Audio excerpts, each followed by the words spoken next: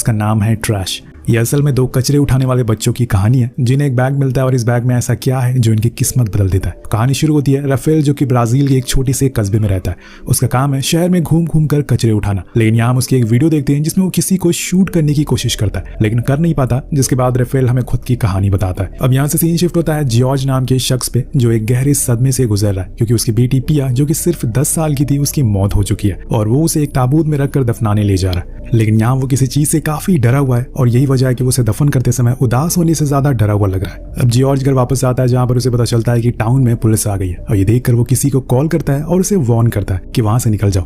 George एक purse में अपनी बेटी की फोटो रखता है और एक चाबी भी जो कि इस चीज की है हमें नहीं पता। अब पुलिस को देखकर वो भागना शुरू करता है लेकिन तब तक पुलिस के घर के अंदर आ चुकी थी। जॉर्ज फौरन खिड़की से बाहर निकल जाता है और लॉबी से होकर भागने लगता है, लेकिन तभी एक गोली सीधा उसके पैर में लगती है जो उसी ऑफिसर ने जलाई थी और जख्मी होने के कारण वो चल नहीं पाता। तभी उसे साइड में एक गार्बेज ट्रक दिखाई पड़ती है, वो फौरन अपनी वही पर्स उसमें फेंक देता है। ये करते हुए पुलिस भी उसे देख लेती है लेकिन वो उस तक पहुंच नहीं पाती, लेकिन यहाँ उनके हाथ जॉर्ज लग चुका था। इसके बाद हम उसी ट्रक को देखते हैं जो शहर के सबसे बड़े डंपिंग यार्ड में पहुंचता है जहाँ बहुत सारे कूड़ा बीनने वाले लड़के मौजूद थे। यहाँ हम पहली बार राफेल को देखते हैं, ये वही है जिसे हमने कहानी की शुरुआत में देखा था। अब वो भी कचरे उठाना शुरू करता है और उसकी किस्मत इतनी अच्छी होती है कि वो पर्स उसे ही मिल जाता है, लेकिन उसे खोलने से पहले वो ऊपर वाले से विनती करता है कि इसमें उसे कुछ पैसे मिल जाए और होता भी कुछ ऐसा ही है। वो फौरन अपने दोस्त जॉन को बुलाता है और उसे इस बारे में बताता है, जिसके बाद वो दोनों पैसे को आधा आधा बांट लेते हैं। लेकिन उसके जाने के बाद राफेल उस पर्स के अंदर और चीज खोजता है जिसमें उसे जॉर्ज का ड्राइविंग लाइसेंस और उसकी बेटी की फोटो और एक की मिलती है जो देखने में बहुत ही अजीब थी। लेकिन मैं इतना बता दूं कि आपको ये की आगे जाकर इस पूरी कहानी का रुख पलटने वाली है। अगले सीन में हम फ्रेडी नाम के शेरिफ को देखते हैं जो किसी के कहने पर जॉर्ज को बहुत मारता है और उसे उसी पर्स के बारे में बार बार पूछता रहता है, लेकिन वो कुछ नहीं बताता। कहानी आगे बढ़ती है और हम एक अमेरिकन लड़की को देखते हैं जो कि एक एनजीओ चलाती है और वो उस स्लम के बच्चों को पढ़ाने लिखाने की कोशिश कर रही थी, वो भी बहुत सालों से, और धीरे धीरे अब उनमें सुधार भी आ रहे थे, यहाँ तक कि वो उन्हें कुछ खाने पीने का सामान भी देती रहती थी। अब उसी दौरान स्लम में कुछ गाड़ियां आती है जिसमें फ्रेडी भी था। वो उसी पर्स को ढूंढने के लिए यहाँ पर आया था और वो उन गरीब लोगों से कहता है कि अगर किसी को लाल कलर का पर्स मिले तो वो हमें वापस कर दे, उसके बदले में उन्हें बहुत बड़ा इनाम मिलेगा। लेकिन यहाँ इस बारे में किसी को पता नहीं था, पर जब इस बात को राफेल सुनता है तो उसके चेहरे का कलर ही बदल जाता है। वो इस सोच में पड़ जाता है कि आखिर उस पर्स में ऐसा क्या है जो इतनी शिद्दत से उसे ढूंढा जा रहा है। तभी उसका दोस्त जॉन फ्रेडी से पूछता है कि उस पर्स में ऐसा क्या है, तो वो बताता है कि हमारे लिए काफी इंपॉर्टेंट चीज है, वो कई सारे केसेस को सॉल्व कर सकता है। अगर किसी को पता है उसके बारे में तो हमें बता दो, उसके बदले में तुम्हें $1000 मिलेंगे। अब ये सुनकर जॉन अपने दोस्त राफेल की तरफ देखता है लेकिन वो इशारों में मना कर देता है, लेकिन फ्रेडी यहाँ समझ जाता है और उसे हल्का सा उस पर शक भी होता है, पर वो अभी के लिए वहां से चला जाता है। लेकिन यहाँ राफेल कहता है कि मेरी माँ ने हमेशा बताया था कि कभी भी किसी पुलिस वालों पर भरोसा मत करना, इसलिए मैंने उसे मना किया, वो हमें कभी भी पैसे नहीं देता। अब रात हो जाती है और दोनों अपने एक दूसरे दोस्त के पास जाते हैं उसी पर्स को लेकर और उसको सारी बातें बताते हैं कि वो उनसे कहता है कि पहले तो तुम्हें इस चाबी के बारे में जानना होगा कि आखिर ये किस चीज की है। उन्हें उस चाबी पर एक लॉकर का नाम लिखा मिलता है और नंबर भी, तो वो उनसे शहर जाने को बोलता है। अब ये तीनों सिटी तो पहुंच जाते हैं जहां पर उन्हें वो लॉकर भी मिल जाता है, लेकिन उसके आसपास पुलिस खड़ी मिलती है। अगर उन्होंने उसे खोलने की कोशिश करी तो ये पकड़े जाएंगे। पर यहाँ जॉन एक प्लान बनाता है, वो एक लड़की की पर्स छीन कर भागने लगता है जिसके पीछे सारी पुलिस लग जाती है और इसी का फायदा उठाकर ये दोनों उस लॉकर को खोलते हैं जिसके अंदर उन्हें एक लेटर मिलता है और पिया की कुछ फोटोज मिलती है। फोटो के पीछे कुछ नंबर भी लिखा हुआ था। उन्हें लग रहा था कि शायद इसके अंदर कुछ अनमोल चीज मिलेगी या फिर कुछ पैसे, लेकिन ऐसा कुछ नहीं था और ये देखकर दोनों उदास हो जाते हैं और वापस घर के लिए निकल जाते हैं। पर यहाँ उनका दोस्त जो कि रैट था वो कहता है कि जरूर इस नंबर और लेटर के पीछे कोई राज है, हमें इसके बारे में और जानकारी इकट्ठा करना चाहिए, इतनी आसानी से हिम्मत नहीं हारनी चाहिए, अगर कुछ बड़ा निकला तो हम करोड़पति बन सकते हैं। तो वो तीनों लोग वहां से डायरेक्ट ओलिविया के घर जाते हैं जहां पर वो बाहर किसी से बात कर रही थी और ये उसके लैपटॉप में जोई क्लैमेट नाम के आदमी के बारे में सर्च करने लगते हैं। ये वही शख्स था जिसके नाम पर ये लेटर सेंड करा गया था। उन्हें पता चलता है कि ये लॉयर था, पर किसी बड़े जुर्म की वजह से उसे पुलिस ढूंढ रही है और वो कहां पर है किसी को पता नहीं है। वो उसकी पूरी जानकारी को प्रिंट करके निकाल लेते हैं और वहां से भाग जाते हैं। वहीं दूसरी ओर फ्रेडी जो स्लम में सभी पर नजर रखे हुआ था, पर यहाँ वो नोटिस करता है कि वो दोनों बच्चे उसे काफी दिनों से दिखाई नहीं दे रहे थे। इस बारे में वो एक लड़के से पूछता है जिसमें उसे पता चलता है कि वो तो कई दिनों से यहाँ पर आ ही नहीं रहे और तब यहाँ फ्रेडी का शक यकीन में बदल जाता है, इसलिए वो उस रात उन्हें उठाने का प्लान बनाता है। उधर तीनों उसी आदमी के बारे में बात कर रहे थे कि आखिर वो कौन हो सकता है, पर इसी बीच रैट कहता है कि मुझे लगता है कि ये जरूर कोई सीरियल किलर हो सकता है जो कि जेल में बंद है। लेकिन जॉन उसकी बात नहीं मानता और बाहर जाकर गेम खेलने लगता है। पर इतने में उसकी नजर पड़ती है राफेल पर जिसको कुछ पुलिस वाले जबरदस्ती उठाकर ले जा रहे थे। वो उनका पीछा करता है पर पकड़ नहीं पाता और तब वो भागते हुए फादर के पास जाते हैं जो उस एनजीओ की देखभाल करते हैं। वो उन्हें सब कुछ बताते हैं और कहते हैं कि हमें उसे ढूंढना चाहिए। फादर फौरन पुलिस स्टेशन जाकर उसके बारे में पूछताछ करने लगते हैं, लेकिन यहाँ पुलिस वालों को भी उसके बारे में कुछ पता नहीं था क्योंकि राफेल को पुलिस स्टेशन लाया नहीं गया था। उधर हम देखते हैं कि वो पुलिस वाले राफेल को फ्रेडी के पास लेकर जाकर छोड़ देते हैं। जहाँ वो उसे पूछता है कि अगर तुम्हें कोई ऐसा पर्स मिला है तो हमें बता दो, लेकिन वो अपनी बात पर अड़ा रहता है और मना कर देता है। तब वो कार के पीछे उसे बंद कर देता है और बहुत ही टक्करें मारता है, जिससे कि राफेल पूरी तरीके से जख्मी हो जाता है। थोड़ी देर बाद वो उसे डिग्गी से बाहर निकालता है और फिर से वही सवाल करता है कि वो पर्स कहाँ है, लेकिन राफेल का जवाब वही था, उसे नहीं पता है। अब ये सुनकर फ्रेडी का दिमाग घूम जाता है और उसे इतना ज्यादा गुस्सा आता है कि वो अपने साथी ऑफिसर को ऑर्डर देता है कि इसे पीछे ले जाकर मार दो। वो ऑफिसर उस पर बंदूक तान देता है, लेकिन वो ऐसा कर नहीं पाता और साइड में गोली चला देता है। आखिर एक अनाथ बच्चे को मारकर वो नरक में थोड़ी जाना चाहता है, इसलिए वो उसे जाकर झूठ बोल देता है कि वो मर गया। जब सुबह होती है तो वहाँ के कुछ लोग राफेल को जख्मी हालत में देखते हैं और जल्दी से एनजीओ के अंदर लाते हैं। फादर जल्दी जल्दी उसका मरहम पट्टी करते हैं और कुछ देर बाद वो उसे पूछ ही लेते हैं कि क्या तुम्हारे पास वो पर्स मौजूद है, लेकिन वो उन्हें भी मना कर देता है। अब यहाँ जॉन जो कि उसका दोस्त है, उसके घर वाले राफेल के साथ रहने से उसे मना करते हैं ताकि उसकी चक्कर में वो भी ना फंसे, लेकिन वो उसकी नहीं सुनता और उसके पास जाकर उसे वादा करता है कि जब तक वो जिंदा है उसका साथ नहीं छोड़ेगा, और इसी को दोस्ती कहते हैं। अब कुछ दिनों बाद तीनों लड़के डिसाइड करते हैं कि वो उस लेटर वाले आदमी से जाकर मिलेंगे जो कि इस समय जेल में बंद है। अब यहाँ जॉन ओलिविया से झूठ बोलता है कि उसे कुछ दिनों के लिए शहर जाना है अपने ग्रैंडफादर से मिलने के लिए, पर वो उसे एक रिक्वेस्ट करता है कि उसे भी उसके साथ जाना होगा क्योंकि वो एक अमेरिकन है और यहाँ पे अमेरिकन लोगों की काफी चलती है, जिस वजह से उन्हें उस आदमी से मिलने दिया जाएगा।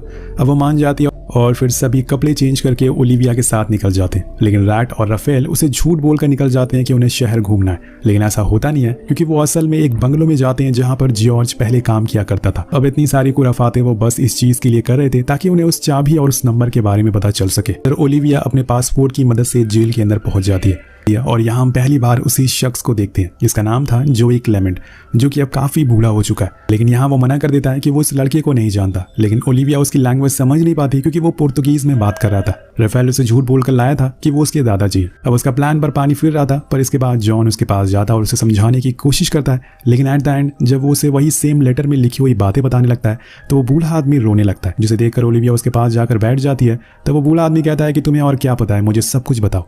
तो जॉन उस लेटर को याद करके उसे पढ़ना शुरू करता है, जिसमें हमें पता चलता है कि जॉर्ज सालों पहले जहां पर काम करता था वो एक माफिया बिजनेसमैन था जिसके पास पैसों की भरमार थी, और एक दिन जॉर्ज ने उन सारे पैसों को और कुछ पेपर्स को चुरा लिया क्योंकि वो शहर में बहुत बड़ा करप्शन कर रहा था और देश को बर्बाद कर रहा था। पैसे चुराने के बाद उसने वो जॉब छोड़ दी और अपने घर आ गया, पर कुछ दिनों बाद उसकी बेटी की तबीयत बहुत खराब हो गई और फिर एक दिन उसने इस दुनिया को अलविदा कह दिया। यहाँ वो बूढ़ा शख्स कहता है कि पिया मेरी नेफ्यू थी, यानी कि आदमी जॉर्ज के डैड है, और तब से ही लेकर आज तक वो माफिया अपने पैसों के लिए जॉर्ज को तकलीफ दे रहा है, लेकिन वो पैसे कहाँ हैं जॉर्ज के अलावा किसी को पता नहीं है। इसके बाद उस बूढ़े आदमी को सभी बातों पर यकीन हो जाता है और वो जॉन से कहता है कि अब तुम ही हो जिस पर मैं भरोसा कर सकता हूँ, लेकिन वो जगह कहाँ पर है जहाँ जॉर्ज ने उन पैसों को छुपाया ये तो मुझे भी नहीं पता। लेकिन उसी समय वो अपने एक आदमी से कहता है कि जब ये लड़का यहाँ से बाहर निकले तो तुम इसे मेरी बाइबल दे देना, जिसमें तुम्हें अपने सारे सवालों के जवाब मिल जाएंगे। अब बाइबल की मदद से उन्हें कुछ पहेलियां सुलझानी पड़ेंगी, जिसके लिए इन्हें सबसे पहले उस बाइबल की जरूरत है जो कि उस बूढ़े आदमी के दोस्त के पास है। पर यहाँ पे साइड में खड़ी ओलिविया को कुछ समझ नहीं आ रहा था कि असल में यहाँ चल क्या रहा है, और इसीलिए जब वो घर आती है तो इस बारे में उससे पूछती है, लेकिन वो उसे भी कुछ नहीं बताता। तभी राफेल कहता है कि आप हमारी एक वीडियो शूट करो कि आखिर फ्रेडी ने हमारे साथ क्या किया है। तो वो मान जाती है और उनकी एक वीडियो बनाती है जिसमें राफेल बताता है कि फ्रेडी ने उसे मारने की कोशिश करी थी, लेकिन वो बच गया क्योंकि उसके दोस्त ने उसे नहीं मारा। ये वीडियो वो इंटरनेट पर पोस्ट कर देती है, जिसके कुछ देर बाद बवाल मच जाता है। सभी लोग फ्रेडी को गालियां देने लगते हैं। इतने में फ्रेडी भी उस वीडियो को देख लेता है और फौरन उनके घर पहुंच जाता है, लेकिन उससे पहले ही वो तीनों वहां से निकल जाते हैं। पर यहाँ पर फ्रेडी को ओलिविया के घर पर वही लाल पर्स मिलता है, जिसे देखकर वो समझ जाता है कि उन लड़कों को पैसों के बारे में सब पता लग चुका है। वो ओलिविया से उनकी लोकेशन पूछता है, लेकिन उसे तो कुछ पता ही नहीं था वो कहाँ गए और ये सब असल में चल क्या रहा है। और इसी गुस्से में फ्रेडी ऑर्डर देता है कि इस पूरे स्लम को जला दो। हम पूरे स्लम को जलते हुए देखते हैं, जिससे हजारों लोग बेघर हो जाते हैं, उनके रहने खाने का सामान सब कुछ जल जाता है। उधर वो तीनों बच्चे सिटी की ओर बढ़ने लगते हैं, लेकिन यहाँ पे उन्हें अब कुछ पैसों की जरूरत पड़ेगी क्योंकि वो आदमी जिसके पास बाइबल है वो इनसे पैसे मांग रहा है। इसलिए जॉन फादर के घर जाता है और उनके पास जितने भी पैसे थे वो उन्हें चुरा लेता है, पर वो एक पोस्टर भी वहां छोड़ देता है जिसे देखकर वो समझ जाते हैं कि ये जॉन ने करा है, पर क्यों करा ये उन्हें अभी तक पता नहीं होता। इसके बाद राफेल सभी को अपना प्लान समझाता है और खासकर जॉन को, जिसे उस आदमी के पास जाना है उस बाइबल को लेने के लिए। वो उसे बताता है कि उससे लड़ाई मत करना क्योंकि पुलिस हमें ढूंढ रही है, और हाँ पहले बाइबल ले लेना और फिर पैसे देना। लेकिन यहाँ उल्टा हो जाता है, जॉन पहले पैसे देने लगता है और सोचता है कि वो बिना पैसे दिए बिना ही बाइबल को लेकर भाग जाएगा। हालांकि वो ऐसा करने में कामयाब तो हो जाता है, लेकिन तब तक वहाँ पुलिस आ जाती है जो उस आदमी को पकड़ लेती है, पर जॉन भागने में कामयाब था। अब कुछ देर बाद वो तीनों फिर से एक जगह पर मिलते हैं। अब इनका अगला स्टेप था उस फोटो के पीछे जो भी नंबर लिखे हुए हैं उनकी पहेलियों को सुलझाना। तो राफेल लग जाता है, वो सबसे पहले उन नंबर को देखता है। पहला था 909 यानी कि पेज नंबर 909, इसके बाद था 4 यानी कि चैप्टर 4, अगला था 3 यानी कि पॉइंट नंबर 3, और आखिर में था नंबर 10 जिसका मतलब था की तीसरे लाइन का 10वां वर्ड। अब इन सब चीजों में एक चीज कॉमन थी और वो थी किसी भी जानवरों के नाम, जैसे कि काऊ, बुल, गोट, जिसे देखकर राफेल को उस लॉटरी के बारे में याद आता है जो उसे जॉर्ज के पर्स में मिली थी। वो उन जानवरों के आगे लिखे हुए लॉटरी नंबर को मैच करता जो किसी एड्रेस की तरफ इशारा कर रहा था। तभी अचानक से वहां पर जॉन आता है जो उन्हें बताता है कि पुलिस यहां पर पहुंच चुकी है। वो फौरन वहां से भागने लगते हैं, लेकिन जल्दबाजी में वो उस नंबर को मिटा नहीं पाते, जिसकी वजह से फ्रेडी उसे देख लेता है। उसे सब कुछ समझ आ जाता है। उधर राफेल एक कब्रिस्तान में पहुंचता है सबसे छुपते छुपाते, लेकिन अभी उसे वो पहेली का हल नहीं मिला था। उसी दौरान उसके हाथ में एक जीसस की फोटो होती है जो उन्हें उसी पर्स के अंदर से मिली थी। तभी उसे ध्यान आता है कि जॉर्ज के सबसे ज्यादा करीब उसकी बेटी थी और उसके मरने के बाद भी जरूर वो पैसे उसकी बेटी के आसपास ही होंगे। इसलिए वो उसी ग्रेवयार्ड पर पिया की कब्र को ढूंढने लगता है, जो उसे मिल भी जाती है और वहां पर प्रे करने लगता है। पर उसी दौरान पीछे से उसे पिया खड़ी हुई दिखती है। जी हाँ दोस्तों, ये सच है, वो कभी मरी नहीं थी। जब तक जॉर्ज पुलिस के हाथ नहीं आया था तब तक वो यहाँ पर आता था, उसे खाना लाकर देता था, लेकिन उसके जाने के बाद वो भूखी रहती थी तो वो राफेल से कुछ खाना मांगती है। लेकिन उसी दौरान वहां पर फ्रेडी आ जाता है जिसने उन दोनों लड़कों को पकड़ लिया था। अब वो तीनों से कहता है कि इस कब्र को खोदो, तो उसे खोदना शुरू करते हैं, जिसके अंदर से उन्हें करोड़ों रुपए मिलते हैं और साथ में एक रजिस्टर भी, जो कि उन करोड़ों रुपए से ज्यादा कीमती था। और ये देखकर फ्रेडी उस माफिया डॉन को कॉल लगाता है और कहता है कि मुझे पैसे तो नहीं मिले, लेकिन वो रजिस्टर मिल गया। पीछे से पिया आकर उसके सर पर हमला कर देती है, जिससे वो गिर जाता है और इतने में राफेल उसे बंदूक छीन लेता है और उस पर तान देता है। ये सेम वही सीन होता है जो हमने कहानी की शुरुआत में देखा था। अब ये सब देखकर जॉन कहता है कि इसे मार दो, लेकिन राफेल ऐसा नहीं करता। वो उसे वैसी हालत में छोड़कर सारे पैसे लेकर निकल जाता है और वापस इस्लाम में आ जाता है, जहां पर वो सबसे पहले तो फादर को उनके सारे पैसे लौटा देता है और बाद में कुछ पैसों को इस्लाम की सबसे ऊंची जगह जाकर उड़ा देता है, ताकि जिन लोगों के घर उनकी वजह से जले थे वो अपना घर को दोबारा बना सके, अपनी जरूरतें पूरी कर सके। सभी लोग बहुत ही खुश थे इतने पैसों को देखकर। लेकिन यहाँ वो 3 की जगह 4 हो गए थे और उनके साथ अब पिया भी मौजूद थी, जिसे लेकर वो शहर से दूर चले जाते हैं एक आइलैंड पर, जहां पर वो बचे हुए पैसों से खूब मस्ती करते हैं। लेकिन यहाँ पर फादर और ओलिविया काफी परेशान थे कि बच्चे कहाँ चले गए। तभी उन्हें उन पैसों के साथ एक रजिस्टर भी मिलता है जिसमें कहानी का असली सच छुपा हुआ है। रजिस्टर में सारी डिटेल थी। सैंटो जो कि माफिया था, उसने कहां कहां पर करप्शन किया था, वो सारी जानकारी उस रजिस्टर में मौजूद थी पैसों के साथ। अब फादर और ओलिविया उन सारी डिटेल को ऑनलाइन अपलोड कर देते हैं, जिससे कि पूरे शहर में भूचाल आ जाता है।